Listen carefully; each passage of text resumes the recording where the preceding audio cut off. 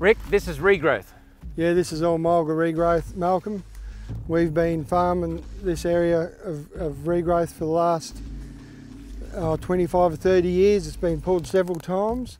Last time we run a chain over this was during this drought in about 2014. And as you can see, when you run a chain over, the smaller stuff all just stands up again, and that's within reach of stock.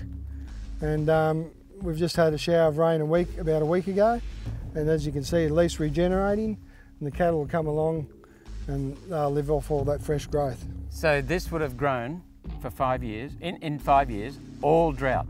Yep. So it survives in the drought, it thrives in the drought.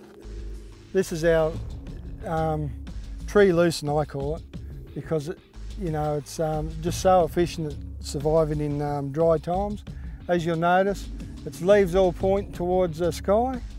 When it rains, the rain hits the leaf, runs down the leaf, down the stem, down the stalk here, down the trunk, and runs right down the trunk and forms a pool at the roots at the bottom.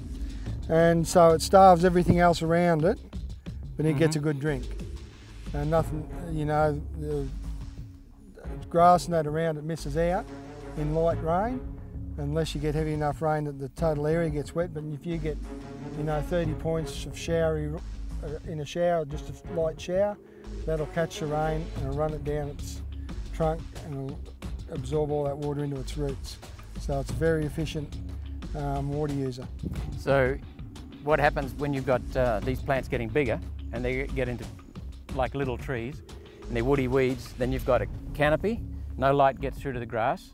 Yeah. So when you get heavy rain, it takes the soil with it.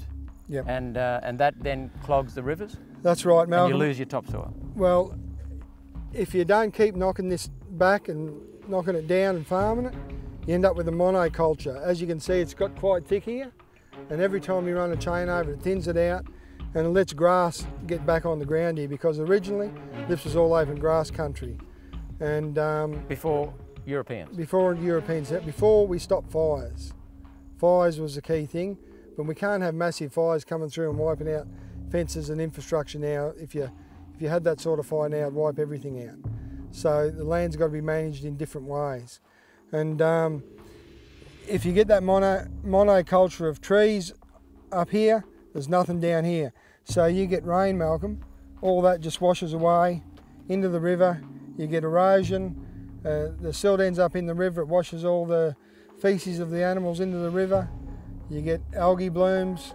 So you've got to keep this thinned down a bit and keep some grass cover on the ground, and then that filters everything out. But this is just such a prolific doer that you just can't get rid of it.